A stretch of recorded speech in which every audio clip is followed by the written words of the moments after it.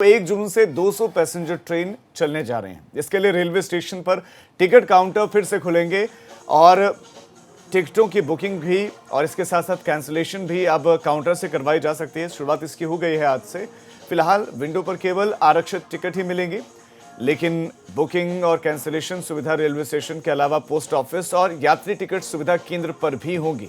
इसके अलावा IRCTC की आधिकारिक एजेंट से भी आप बुकिंग करवा सकते हैं। पैसेंजर ट्रेन्स में बुकिंग की सुविधा आज से शुरू हो गई है।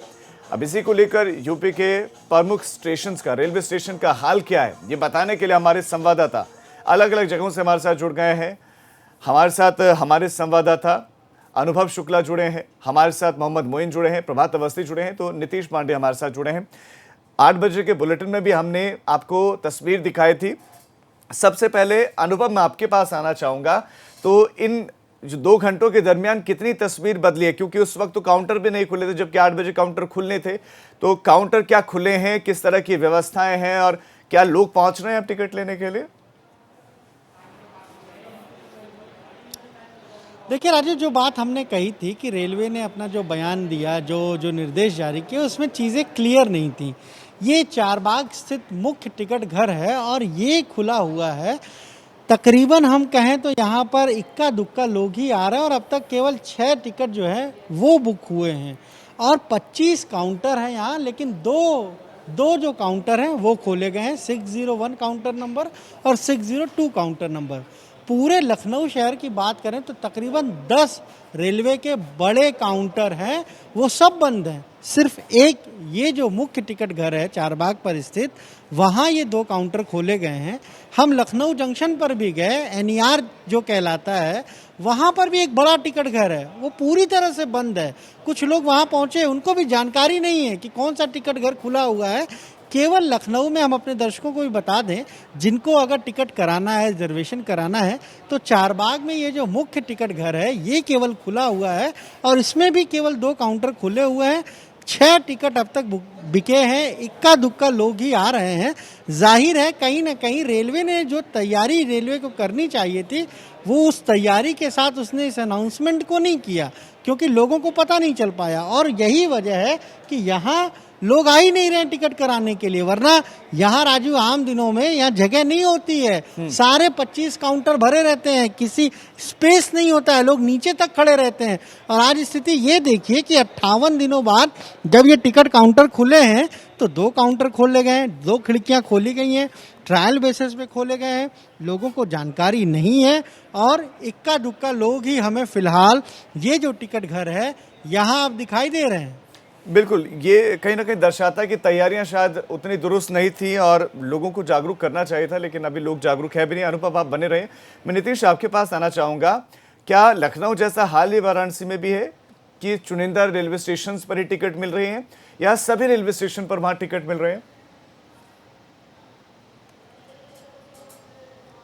राजीव, जो स्थिति बनारस में है वो कैंट स्टेशन के बाहर जो आरक्षण केंद्र है वहीं पर टिकट बन रहा है, लेकिन रेलवे की व्यवस्था के लिए ये कहना गलत ना होगा कि साहब देर आए लेकिन दुरुस्त हो जाए तो बेहतर होगा। बेहतर इसलिए होगा कि यात्रियों ने आपसे उम्मीद लगा रखी थी। हमने जिस तरह की तस्वीरें दिखाई 8 बजे के अपने बुलेटिन में, कि स्थिति ये थी कि हमारे कैमरे के सामने, ABP गंगा के कैमरे के सामने ये रेलवे का आरक्षण केंद्र खुला। 8 बजे के बाद भी आरक्षण केंद्र 8:05 7 मिनट तक ये बंद था। उस दौरान जब हमने कैमरे पर इस तस्वीरें दिखाई तो उसके बाद ये जो प्रशासन है, रेलवे प्रशासन, उन लोगों में हलचल मची और तुरंत तत्काल प्रभाव से खोला गया और जैसी तैसी हालत में यहाँ पर खिड़कियाँ खोल दी गई। लेकिन अभी की हालत हम आपको दिखाना चाहेंगे। 2 काउंटर चल रहे हैं, 2 काउंटर चल रहे हैं, सैनिटाइजेशन किया जा रहा है। आपको सैनिटाइजेशन की भी तस्वीर दिखा देते हैं। यहाँ पर कुछ लोग यहाँ पर आकर सैनिटाइजेशन का कार्य लगातार कर रहे हैं और इसके साथ ही जो स्वच्छता की जो व्यवस्था थी वो भी की गई है, लेकिन न तो यहाँ थर्मल स्कैनर है और न ही सैनिटाइज़र जो हाथों में यूज़ करते हैं। जो आम आदमी जिस तरह से ये पेपर फिल करता है और जिस तरह से इस पेपर को भरता है, उसमें कहीं ना कहीं संक्रमण का भी खतरा है। तो ये सारी चीज़ें अभी यहाँ पर उपलब्ध नहीं हो पाई हैं और साफ तौर पर कर्मचारियों का भी ये कहना है कि ये चीज़ें ज़रूरी हैं। आपको बता दें राजू कि जो व्यवस्था है वो अभी सिर्फ काम चालू, इसको हम कह सकते हैं कि सिर्फ छोटी सी व्यवस्था की गई है और उस व्यवस्था के तहत यहाँ पर काम किया जा रहा है। जो कर्मचारी हैं वो भी लगातार लोगों से बातचीत करते रह रहे हैं। और आप देख सकते हैं मार्किंग कहीं नहीं है, मार्किंग कहीं नहीं है, मार्किंग कहीं भी नहीं है कि आप सोशल डिस्टेंसिंग का प्रयोग करें। लोग स्वयं के द्वारा अपनी जागरूकता के द्वारा प्रयोग कर रहे हैं। आपसे जानना चाहेंगे, आप यहाँ पर टिकट कराने आए हैं, क्या व्यवस्था पूरी है, क्या लग रहा है? क्या हम तो हमारी तो टिकटें कह रहे हैं कि ट्रेन ही नहीं चल रही है, उस रूट की ट्रेन ही नहीं चल रही है। ट्रेन नहीं चल रही है। राजू, एक समस्या और है यहाँ पे, जो लोग अपने टिकट कैंसिलेशन को लेकर यहाँ पर आए थे, कई लोग मायूस होकर जाते दिखे। यहाँ पर कैंसिलेशन नहीं हो रहा है। उन लोगों का साफ तौर पर ये कहना है कि जो रिफंड है वो 6 महीने तक लागू होगा। तो अभी की फिलहाल व्यवस्था ये है कि कैंसिलेशन भी नहीं हो रहा है। ठीक है, यानी कि कई तरह की समस्याएं हैं वहां पर भी। मैं अब सीधा कानपुर का जरूर रुक करना चाहूंगा। नीतीश, मैं आपके पास फिर से लौटूंगा। कानपुर से प्रभात हमारे साथ जुड़े हैं। प्रभात, आप बताइए कानपुर में कि कहां कहां जा सकते हैं लोग, कौन से रेलवे स्टेशन पर लोग जाएं जहां से वो टिकट खरीद सकते हैं, या कानपुर में सभी रेलवे स्टेशन पर टिकट मिल रहा है, और क्या व्यवस्थाएं आपको दिख रही हैं? सैनिटाइजर और मार्किंग क्या है वहां या नहीं? जी बिल्कुल राजू, आपको बताना चाहूँगा कि जिस तरह से कानपुर की अगर बात करें तो रेलवे प्रशासन ने पहले ही साफ कर दिया था कि जो काउंटर हैं वो 10 बजे खुलेंगे, और 10 बजते ही यहाँ पर जो बुकिंग है वो स्टार्ट हो गई है। उससे पहले यहाँ पर प्रॉपर जो सफाई है वो की गई है। और मार्किंग की अगर बात करें तो आप देखेंगे कि लगातार यहाँ पर मार्किंग की गई है, और जो जगह छूटी हुई है वहाँ पर मार्किंग की जा रही है।